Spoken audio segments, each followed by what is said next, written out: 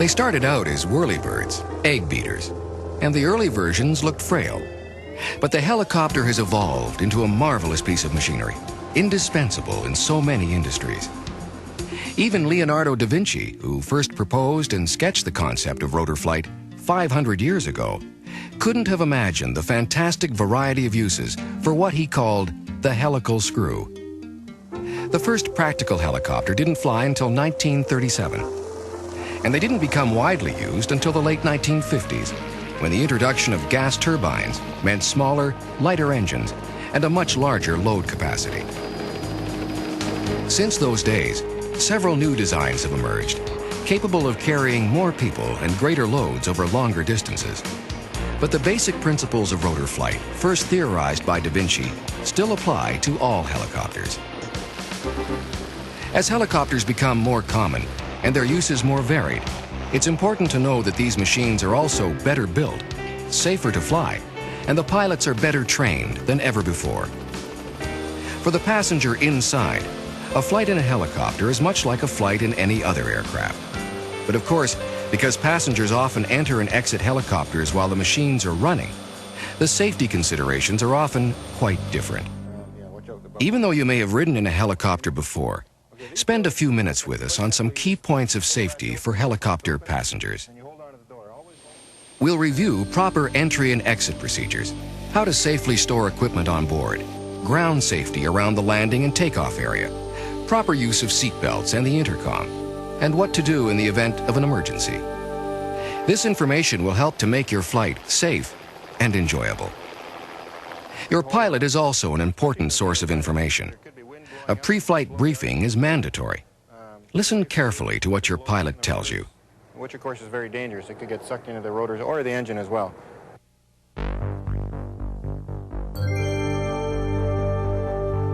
Because they are designed to hover rather than glide, helicopters fill a different role than a fixed-wing aircraft. In fact, the rotor blades on a helicopter actually have more in common with the wings of an airplane than with the propeller. Each rotor blade is shaped like a wing and generates its lifting power the same way, by air flowing over them at high speed. Instead of being pulled through the air, though, helicopters fly by rotating their blades, forcing air downward. Passengers who are directing the pilot to perform a specific task or to land in a certain area should keep in mind that it generally takes 2 hands to fly a helicopter. Don't expect the pilot to point to things, and don't ask questions that will require the pilot to use hand gestures.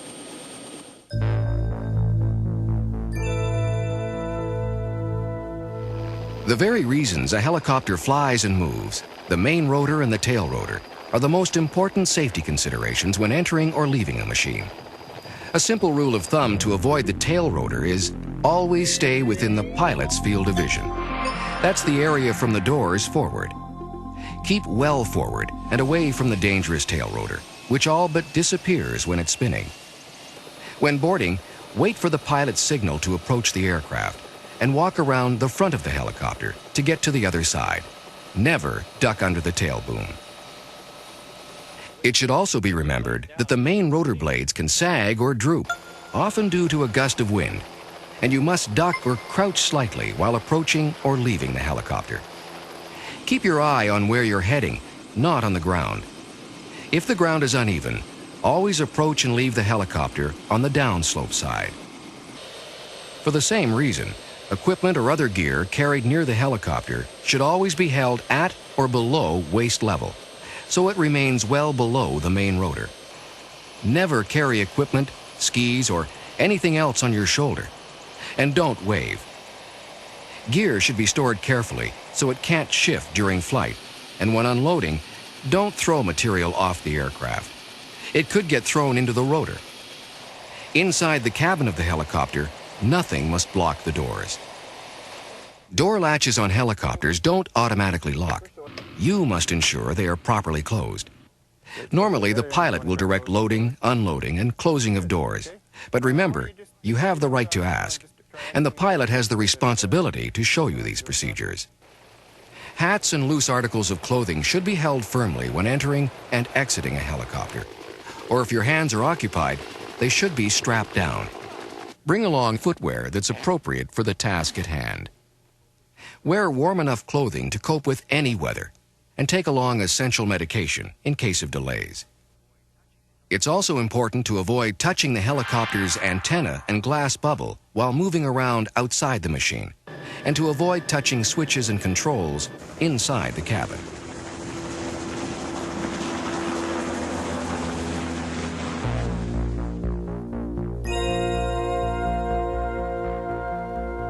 Helicopter seatbelts are the same design as those in other aircraft.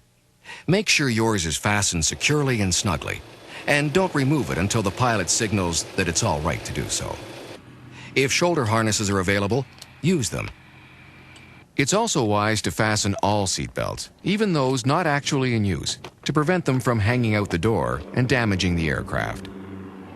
The noise generated by a helicopter makes communication difficult. Normally, an intercom is used to speak to the pilot and other passengers. Most intercoms require passengers to push a button to talk. It's important to limit conversation to matters concerning the flight and never speak to the pilot during takeoff and landing, unless it's to warn of an emergency. The pilot must concentrate on flying the machine at these critical times and may be communicating with air traffic control personnel. Chatter on the intercom can be distracting and may result in a missed instruction from the controllers. And when the pilot is speaking, he can't hear the passengers anyway, so wait until you're into the flight before talking.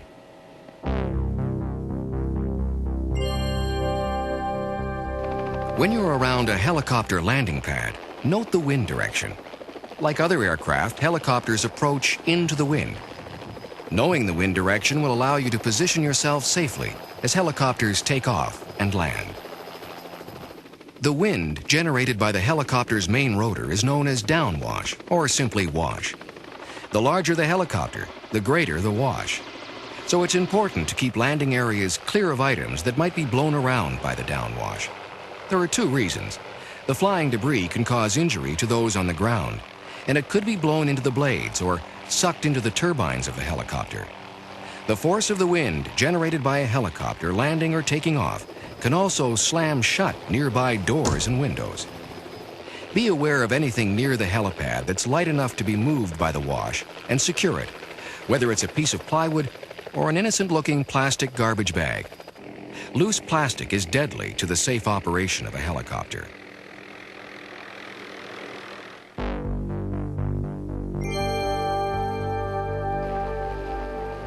Helicopters are reliable and safe machines, but occasionally, mechanical problems could force an emergency landing.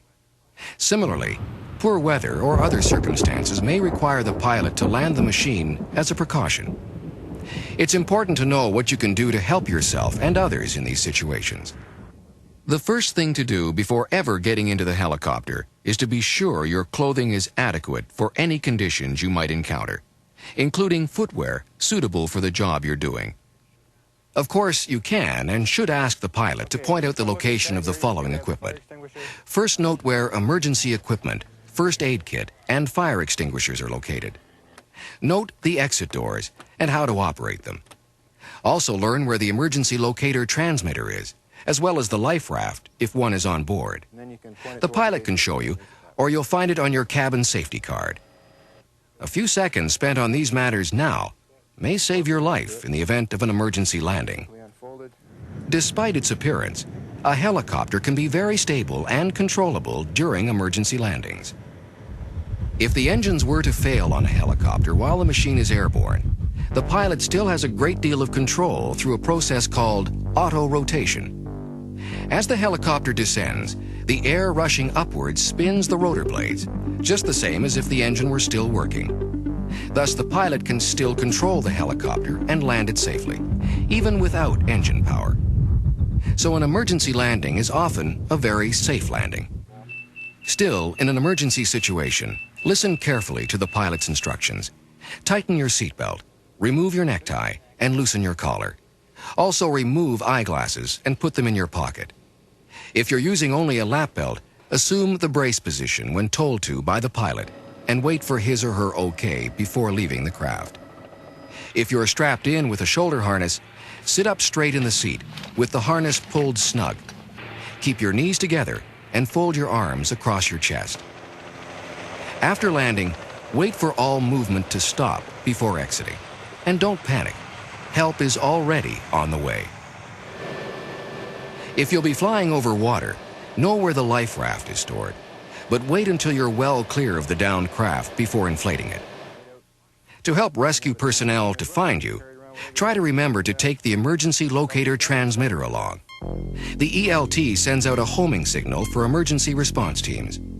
Know where it's stored before the helicopter takes off.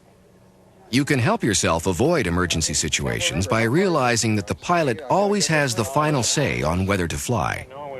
It is the pilot's responsibility to assess weather conditions, weight, and other concerns. Don't pressure a pilot to fly if he or she advises against it.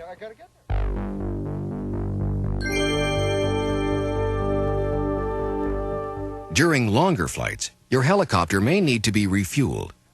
During the procedure, passengers and other non-essential personnel must leave the helicopter. No smoking is allowed within 20 meters of the helicopter at any time, and especially during refueling.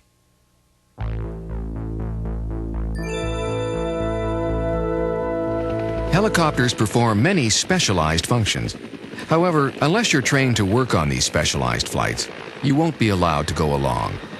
You would only be exposing yourself to unnecessary danger. During procedures like prescribed burning, aerial fertilization, and helicopter logging, the pilot is even busier than normal and wouldn't have time to instruct or supervise untrained personnel. Be selfish about your safety and reduce your own risk. Don't go along for the ride on working flights unless you have an actual job to perform. Now let's review the safety points covered so far. Your pilot is the final authority on safety procedures while you're in or around a helicopter. If you have questions about safety, ask.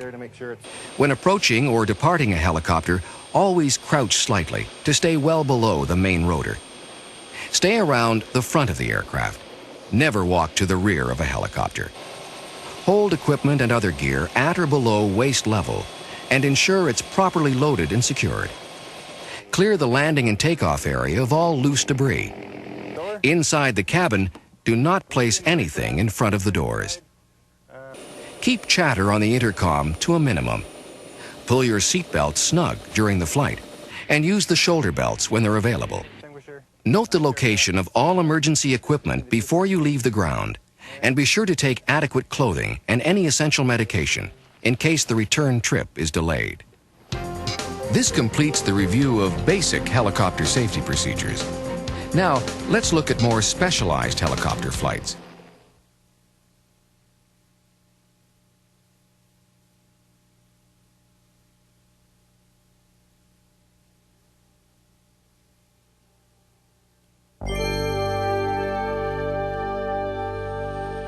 The doors on helicopters are sometimes removed for specific types of flights. For instance, the doors are taken off so photographers can get better pictures while in flight, or to give better coverage for infrared scanning equipment.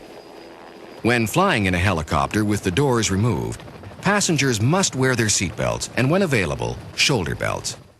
Personnel operating equipment out the open door should wear properly secured harnesses as well as their seatbelts. The pilot will check to ensure passengers are properly secured. All loose objects in the cabin must be stored to prevent them from being blown around, and never throw anything out the open doors. Arms and legs must be kept inside. For door-off flight, passengers should also be properly dressed. The cabin is completely open to the elements, and wind chill is exaggerated by the flying speed.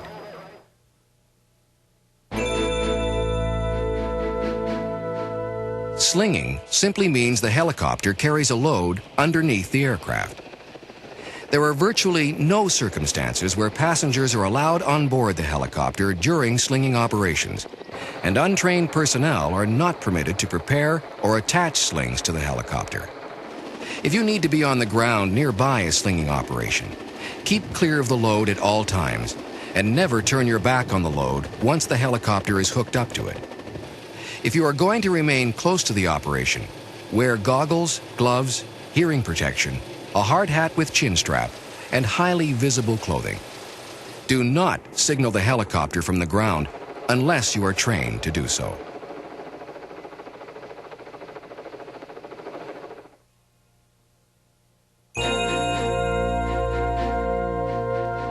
Untrained personnel will not be required to leave the helicopter while it is still off the ground. Only specifically trained people, like heli attack personnel, who must sometimes set down in difficult terrain, will leave the aircraft while it is still in the air. These so-called hover exits occur when there's no level ground where the pilot can land, or if speed of exit is important.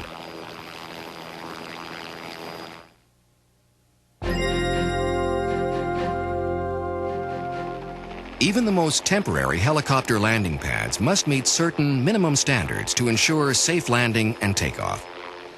A large area around the helipad must be clear to the ground, with no standing timber, snags, or overhead hazards like loose rocks on a hillside. In any case, the pilot is responsible for identifying a suitable landing site. Normally, you will not be involved in building a helipad. If you ever are required to help in construction of a helipad, training will be provided. Don't try to clear a landing pad or identify approach and departure paths without thorough training in the procedures.